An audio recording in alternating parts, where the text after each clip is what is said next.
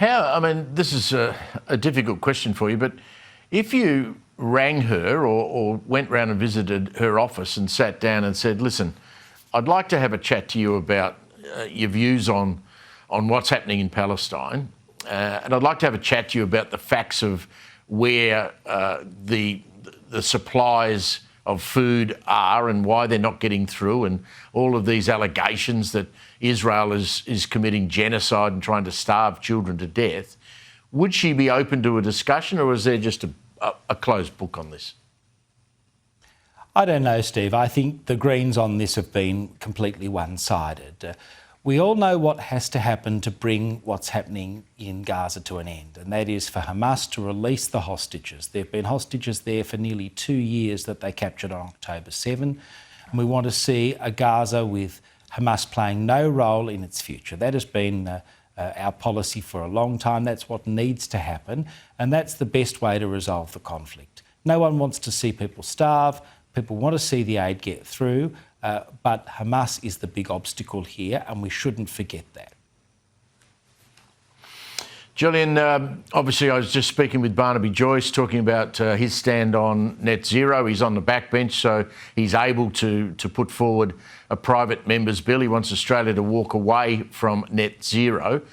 You are supportive, in my memory, of the Australia being connected to net zero. You stood on your principles and walked away from a front bench job during the Voice campaign.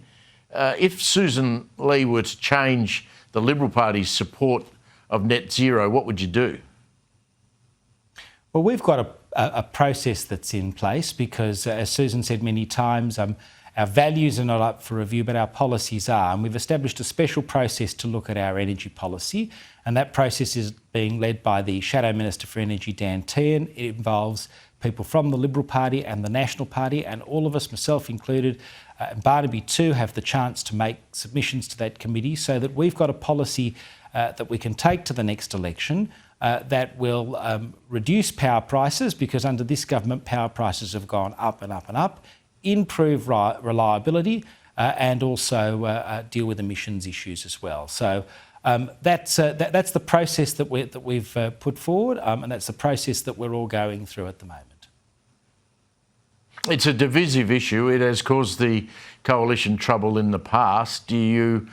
How hopeful are you that you can come to some agreement with the Nationals and move beyond this? Because Labor's just going to make a meal of it if you go back to pulling each other's arms off over this issue, aren't they? Well, the biggest issue, of course, Steve, is getting prices down. This is one of those issues that really affects family budgets. We all remember before the last election, the Prime Minister promised he'd cut energy bills by $275. That was one of the biggest lies that's ever been told in politics, because all we've seen is prices go up and up and up, and families are struggling to meet their energy bills. We're in the middle of winter at the moment. People are having to make decisions about whether to put food on the table or turn their heating on. We are one of the richest countries on the planet. We should be able to do. We shouldn't have to put people in that situation. And that's why we need a sensible energy policy. And I have great confidence in Dan Tehan and the team that we will arrive at a sensible energy policy between now and the next election. Good on you, Julian. Thanks for staying up for us. Appreciate it very much.